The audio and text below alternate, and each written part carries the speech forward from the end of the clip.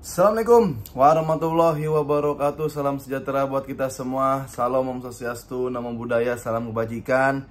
Balik lagi di channel YouTube Afif Safi, pakar bola mengomentari sepak bola dengan kebahagiaan. Ya, semoga yang nonton channel YouTube gue ini dalam keadaan sehat walafiat dan makin sukses. Terima kasih yang udah like, komen, dan subscribe channel YouTube gue, yang udah nge-share, yang udah nonton terus. Terima kasih. Hari ini gue bakal bahas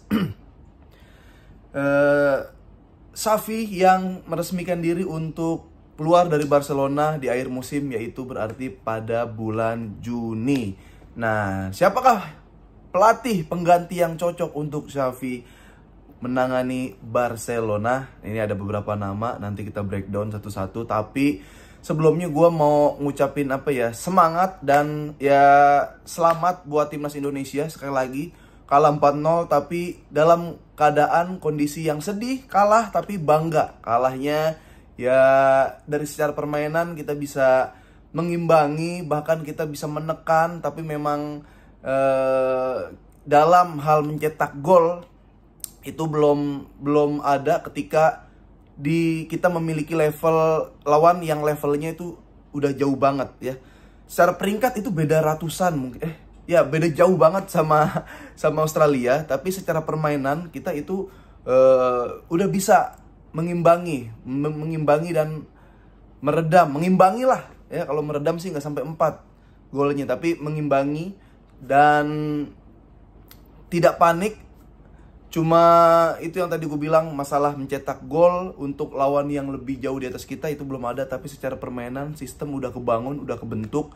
Dan gue yakin dan percaya kalau seperti ini di timnas ini kan udah keburu ujung ya, udah keburu dari atas di timnas, belum dari grassroots banget. Ini udah di timnas, usianya banyak, usia muda, permainannya udah seperti itu. Gue yakin bakal jadi sesuatu ini timnas. Ya minimal nih kalau misalkan ada beberapa pemain yang ikut AFF itu juara, nggak hampir-hampir lagi, harusnya gitu. Nah, tapi yang lebih seru, ya ini seru juga, timnas seru. Sekali lagi semangat buat timnas, buat STY dan penggemar timnas juga. Gue yakin ya lu sedih tapi lu nggak kecewa, lu bangga dengan hasil yang diraih. Karena kan ini sejarah timnas kita bermain di Piala Asia sampai babak sejauh ini. Nah, sekarang kita bahas Masterclass, Xavi Hernandez Masterclass yang resmi mengundurkan diri, menyatakan sikap akan keluar dari Barcelona di akhir musim, berarti bulan Juni. Walaupun menurut gua lu keluar di akhir musim dan lu keluar di saat ini itu nggak masalah buat keadaan klub ya, bukan keadaan finansial, bukan keadaan Barcelona secara keseluruhan, keadaan klub. Karena apalagi yang dicari, La Liga udah semakin jauh, permainan udah kelihatan sangat membosankan. Dan kalah-kalah terus, golnya juga banyak. Dari beberapa match itu kebobolan lebih dari 20, itu rekor terburuk buat Barcelona. Bahkan kalau ada yang bilang, lu inget dong lawan Sevilla menang 4-0, lawan Valencia pernah menang sekian, pernah menang gede. Barcelona kalau menang gede atau Barcelona kalah gede, itu yang keinget ya pasti Barcelona yang kalah gede gitu. Barcelona menang gede sebelumnya udah biasa. Barcelona menang gede dengan kualitas materi pemain, ya itu sebenarnya bisa dibilang wajar. Tapi kalau kalah gede sama Bilbao, sama Madrid, sama Villarreal semalam, sama Athletic, ya kalah dengan lawan-lawan seperti itu. Dengan di Liga Champions juga memberikan kesempatan buat tim yang gak pernah menang tapi akhirnya menang gitu. Ya hal itu yang keinget. Tapi gue salut dan respect keputusan Xavi. Dia bilang, sebagai seorang culer, saya tahu keadaan ini tidak baik-baik saja dan ini momen yang tepat untuk saya pindah. Tapi kenapa akhir musim? Kenapa akhir musim? Karena gue bilang sama aja, ibarat lu mau dijemput ajal lu di akhir sama dijemput ajal lu hari ini. Di saat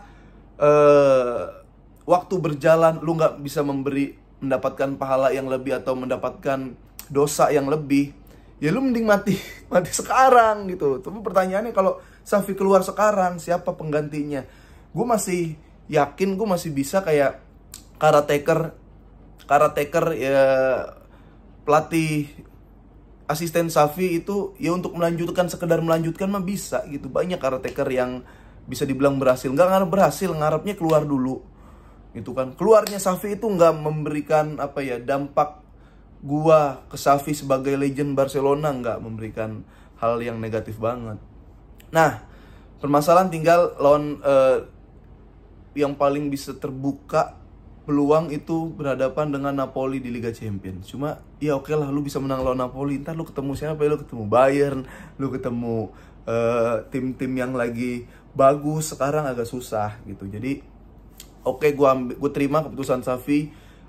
Mungkin sebagai tanda penghormatan dia sebagai legend itu sampai akhir, atau mungkin kalau Xavi dipecat sekarang pesangonnya bisa lebih gede, makanya di sampai akhir selesain kontraknya. Jadi tetap politisi Laporta sebagai politisi, dia menurunkan apa ya, bola, menurunkan spotlight ke Xavi, jadi sehingga dia nggak mau dapat spotlight. Tapi sebenarnya selain Xavi yang gue bilang, pemain juga mainnya kayak males-malesan, main kayak udah ogah-ogahan gitu kan, kayak bercanda. Gue nggak ngelihat kayak pengen bertanding di match yang resmi. Kalau bisa mendapatkan poin, dapatkan poin. Ini nggak, main kayak asal-asalan, kebobolan juga nggak apa-apa, passing asal-asalan. Kalau udah menit-menit akhir konsentrasi hilang. Itu sebenarnya selain pelatih, pemain juga harus dikasih pecutan lah, entah apapun, kasih ultimatum gitu. Oke, Xavi dievaluasi, oke Xavi udah mengundurkan diri. Pemain, coba lu apa, bisa gak kayak Cancelo menyatakan diri, gua lagi underperform, gua lagi nggak baik-baik aja, nanti akan, bisa gak ada kesadaran seperti itu? Bisa gak spiritnya yang kayak Cancelo, kayak Gundo, dia kebobolan sampai nangis, main seperti itu? Bisa gak main pakai passion tuh? Bisa gak? Kayaknya nggak ada beberapa pemain Barcelona yang seperti itu. Malah nyalahin Iñaki Peña. Ya, kiper lagi jelek Iñaki Peña gitu. Harusnya ada beberapa bola yang gak gol. Cuma gue pernah bilang, sampai kapan lu mau bergantung sama kiper? Sebagus-bagusnya kiper, se-Neuer, se-Ter Stegen, kalau digebugin, dibombardir, pertahanan lini tengah keropos, ya mati, selesai. Nah itu. Oke, sekarang pertanyaannya, siapakah pengganti Xavi Hernandez? Sebelum ke siapakah pengganti Xavi Hernandez, kan banyak yang bilang, bahkan di komen kayak, kesian Xavi udah mah nggak makan, udah mah nggak mandi gitu, karena Barcelona nggak ada air, nggak ada makan. Kalau saran gua, daripada komen kayak gitu, mending urusin makanan lu sendiri bro, air lu sendiri di rumah gitu, kayak daripada lu ngurusin Barcelona gitu kan. Makan udah cukup belum gitu kan. Ya nggak apa-apa kalau lu mau menerima berita-berita seperti itu, ya nggak apa-apa banget gitu kan, tapi sayang energi lu.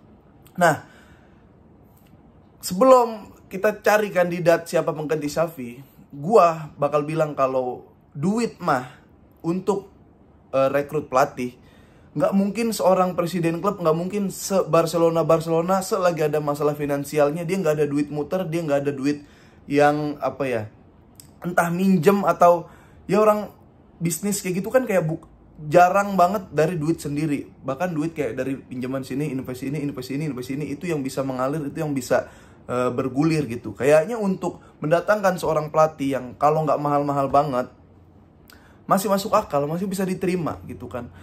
Nggak mungkin presiden klub duitnya nol banget, itu nggak mungkin. Dia pasti cari bisa, entah dari bisnis apa, entah ada yang masuk apa, ada sponsor apa, dari sekian persen yang udah pernah ditaruh di mana. Jadi nggak mungkin untuk sekelas Barcelona ganti pelatih dan rekrut pelatih itu nggak bisa. Sebenarnya ada nggak mungkin menurut gua ya. Duitnya demen, ya bisa kan ngutang kayak gitu-gitu. Orang-orang kaya mah kan bisa kayak gitu. Nah,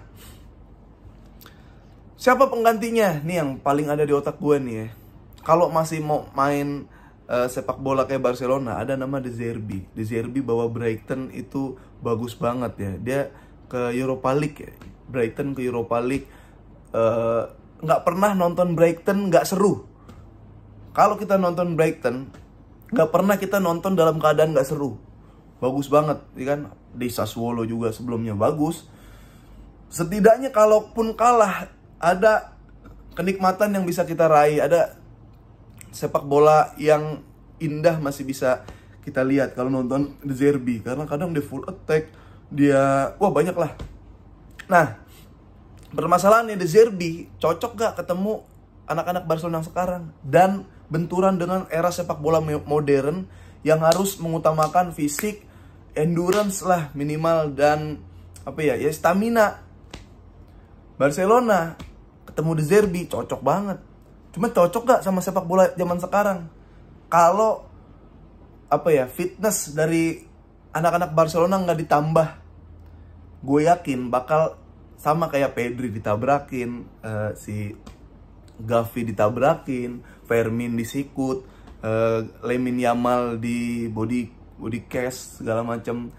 Kalau gue bilang De Zerbi ini buat Barcelona itu cocok, sistemnya cocok. Cuma cocok gak untuk sepak bola sekarang? Lu ketemu Madrid, Tchouaméni badannya gede, Bellingham lari sampai menit 90, Camavinga lari dari ujung ke ujung. Bisa gak ngejar dia? Bisa gak ngelewatin dia?